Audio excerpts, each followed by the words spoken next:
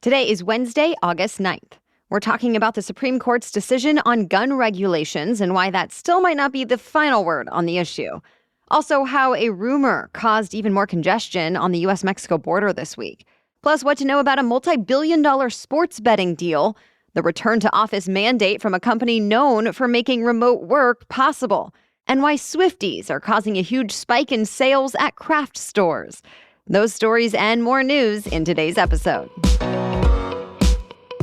Welcome to The Newsworthy. All the day's news in around 10 minutes. Fast, fair, fun, and on the go. I'm Erica Mandy. Thanks so much for being here. You ready? Let's do this.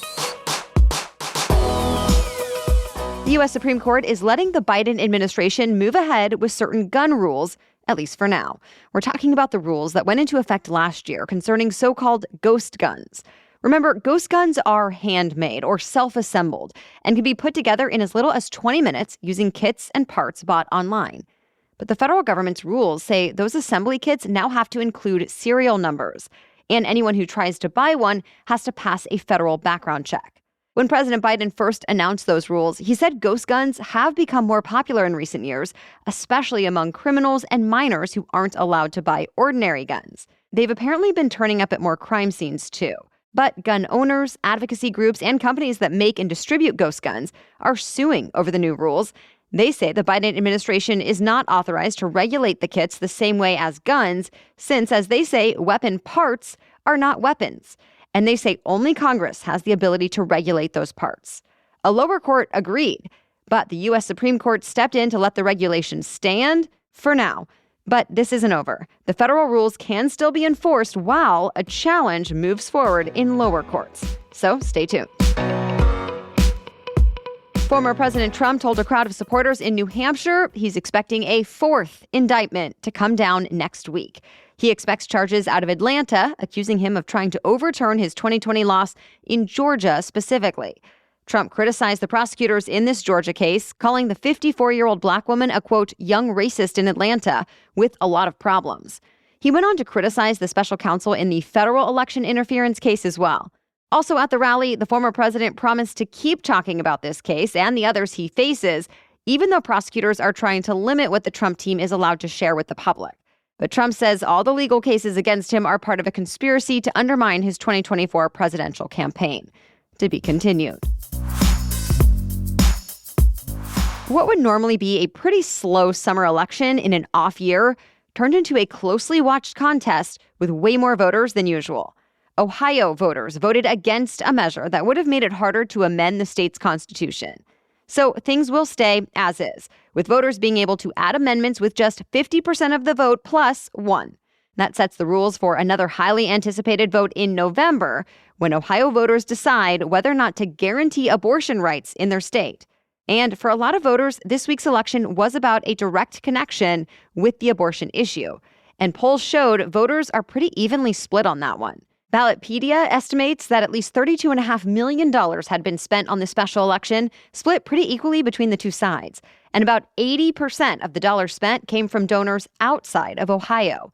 It was seen as a potential trial run of the political climate going into the 2024 elections. The U.S. Mexico border is more crowded this week, and reports say it's all because of a false rumor going around online and through migrant communities.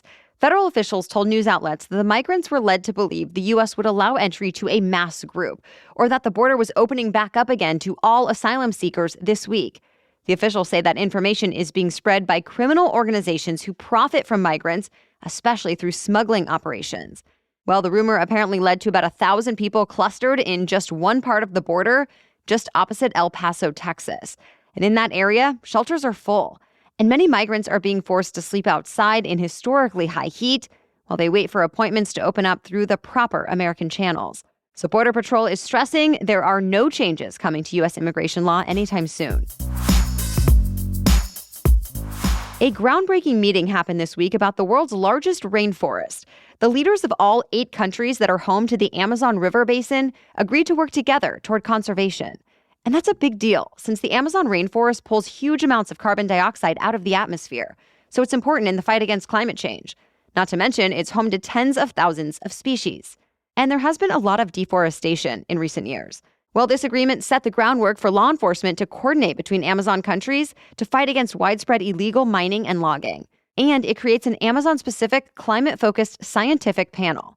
Though the agreement did fall short of what some leaders had hoped for. The summit is still going on today with leaders from other crucial rainforest regions joining in, and more initiatives are expected to be announced.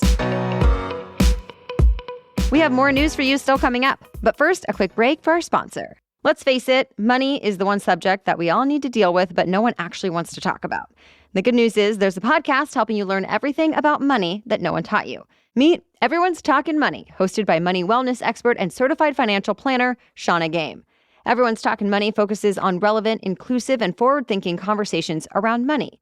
Hear about the money topics you need to know, such as ways to train your brain to reach money goals, why you should ditch your budget and start tracking your cash, everything you need to know about paying off student loans, and so much more. With over 900 episodes, there's a show for any and every money question you have. Shauna also has a relatable style and soothing voice that takes away all the stress about money in each episode, and she always offers actionable tips. So be sure to check out and subscribe to the Everyone's Talkin' Money podcast on Apple Podcasts, Spotify, or wherever you listen to podcasts. There's another new national monument in the United States. It helps preserve more than 1,500 square miles around the Grand Canyon in Arizona. The area includes not only canyons, but plateaus and tributaries that feed a bunch of different plants and wildlife. When President Biden signed the declaration yesterday, he tied it to the government's larger push to combat climate change, especially during this summer's extreme heat. But he also pointed out that the designation would see the government live up to its obligations with indigenous peoples.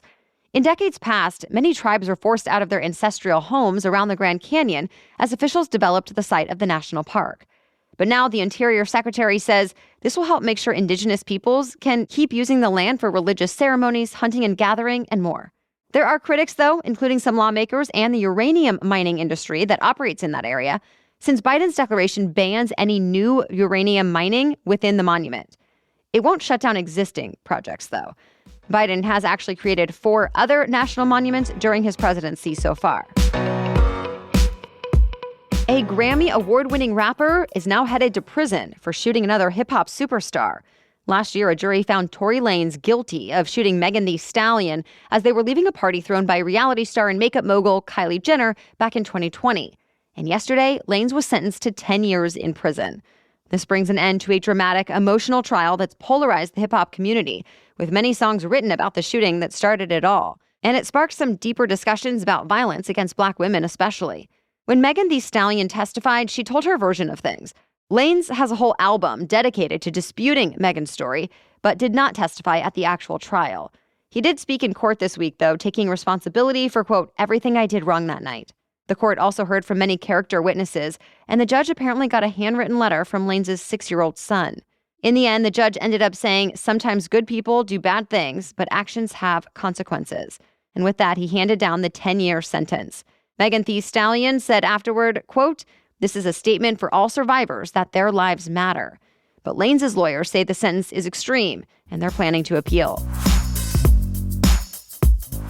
ESPN is moving beyond sports reporting and getting into sports betting. The network just announced a joint venture with casino operator Penn Entertainment, which is its first major gambling deal. And with that, Penn's Barstool Sportsbook is going to be renamed ESPN Bet. And the Barstool Sports Media Group is being sold back to its founder. Penn will operate ESPN Bet in the 16 legal betting states where Penn is licensed, and ESPN will promote it to its massive audience across platforms. The agreement is reportedly worth $2 billion over 10 years. Of course, ESPN Bet is just the latest addition to the world of sports gambling.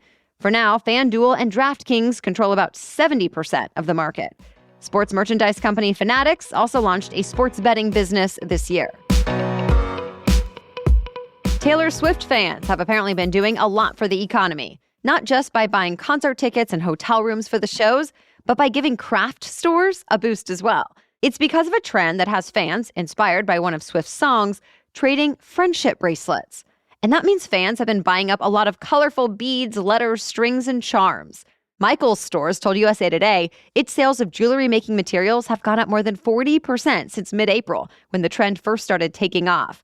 In locations where Swift actually has tour stops, some stores have seen an increase of more than 500% in the days leading up to the concerts. Etsy sellers also say they're making big money by listing Taylor Swift-themed bracelets online. One woman in Oklahoma City told CNN she sold more than 5,000 colorful beaded bracelets on Etsy this summer, bringing in more than $16,000 in sales. And of course, that's just one way Swifties are spending their money. Overall, one market research firm says Taylor Swift's tour could help add $5 billion to the worldwide economy.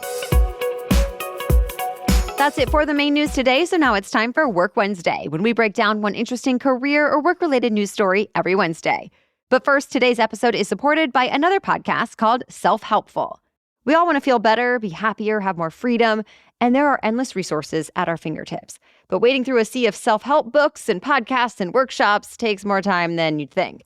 So check out Self-Helpful with Kevin Miller. Kevin is a pro athlete, peak performance expert, published author, and personal development guide. He invites influencers and change makers to grapple with their own wisdom and stories in an authentic conversation about self-improvement and what drives them. From personal fulfillment and work-life balance to relationships and motivation, each 4-part series distills the guest's greatest wisdom into practical steps that anyone can integrate into their lives. For example, there's a 4-part series with guest Britt Frank, who is a licensed neuropsychotherapist and trauma expert, and she talks all about anxiety. Tune into Self-Helpful with Kevin Miller to elevate your personal experience and improve the way you show up for others. Okay, now back to Work Wednesday. Well, now even companies that have helped make remote work possible all around the world are telling their own employees to come back into the office. Zoom is just one of the latest companies that's now seeing a need for some in-person work, which is seen as surprising as the maker of the video conferencing software that has become synonymous with remote work. But Zoom executives say there's value in staffers working with their coworkers face-to-face, so it's going to require employees who live within 50 miles of Zoom offices to work on-site 2 days a week. Other companies have also changed return-to-office policies recently. For example, Meta, Salesforce, and Amazon employees will have to start coming into the office at least part-time. And Google told workers that office attendance will begin to factor into performance reviews. Some employees have been pretty upset about these changes, saying commuting into an office is a waste of time and money. But some business leaders who support the hybrid work model say the in-person time together can build connections and limit distractions. Either way, remote work is not totally going away anytime soon. Management consulting company McKinsey did a survey last year that found 58% of American workers have the option to work where they want at least some of the time. All right, thank you so much for joining us as part of your daily routine and sharing the show. We'll catch you up on more news to know tomorrow. Until then, have a great day.